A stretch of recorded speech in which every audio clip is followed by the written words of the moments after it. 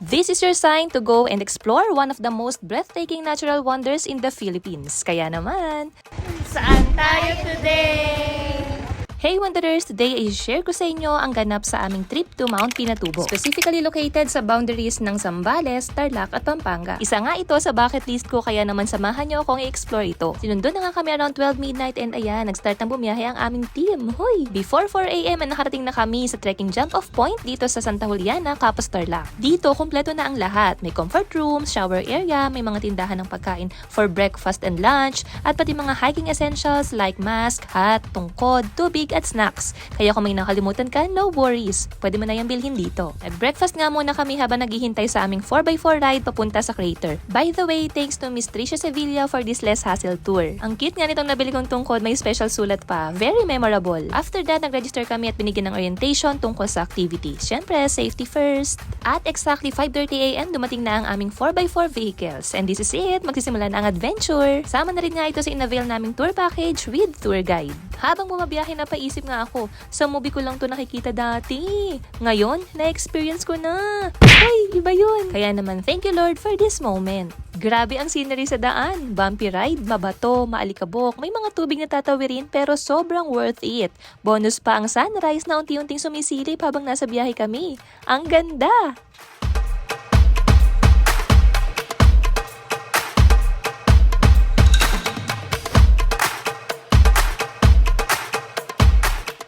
At around 6:20 AM, nakarating na kami sa Toblerone Hills. Tinawag itong ganito dahil sa kakaibang formation ng mga bundok na parang chocolate peaks. Ang ganda at very unique ng landscape. Dito rin kami naka-meet ng families of Aitas. Sila yung mga katutubong naninirahan sa lugar. They are very warm, friendly at welcoming.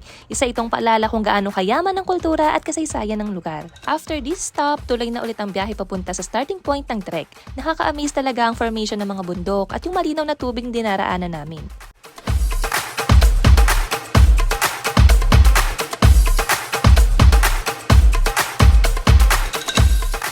And we're here! Ito na talaga, magsisimula na ang walking part. The real adventure begins. By the way, kasama ko rin ang mga teacher wanderers. Ang saya kasi yung iba sa kanila, classmates ko pa nung college. Nakakatuwa na dito pa kami nagkita-kita ulit. We started trekking at 7:30 AM at ito na yung mga dinaanan namin.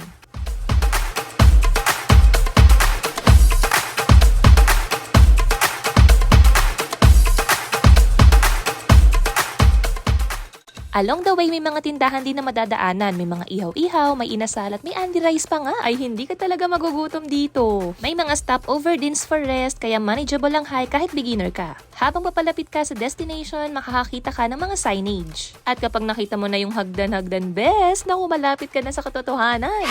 And finally, we're here! Nakarating kami sa Mount Pinatubo Crater Lake at around 9 AM. Bali, 1 hour and 30 minutes ang trekking namin. Grabe, parang nasa loob ka ng painting. Ang ganda ng tubig, kalmado at napapalibutan ng napakagandang bundok. Isang tunay na masterpiece ni Lord. Sobrang saya ko nga na na-witness to in real life. Mapapahinto ka talaga at mapapaisip. Mapaparelax ka na lang, wanderers. Tingnan mo to.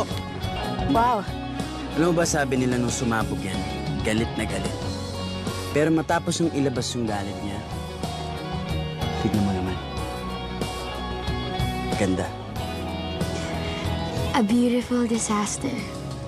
A beautiful disaster indeed. Para mas memorable, nag-go rin kami sa drone shot. Thanks kay Kuya Maynard Gutierrez at ang galing nga ng kuha niya. Hindi rin namin pinalampas na makita ang Crater Lake ng mas malapitan. Bumaba kami to appreciate it even more. Malinaw at kulay asul ang tubig na papalibutan ng matatarik na bundok na tila nagbabantay sa katahimikan nito. Tahimik, presko ang hangin at parang niyayakap ka ng kalikasan. Isang lugar na hindi lang maganda sa mata kundi nakakagaan din ng pakiramdam. At minsan nga, kailangan mong dumaan sa maalikabok, mabato at mahirap na daan para marating ang isang napakagandang destinasyon.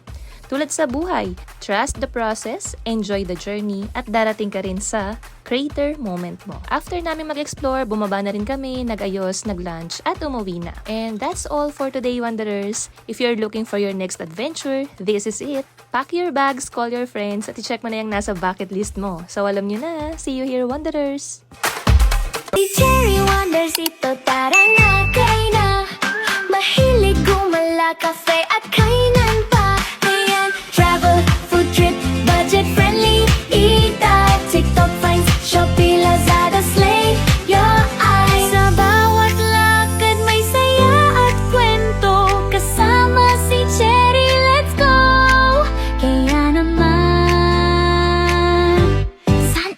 today? A fine? Alam nyo na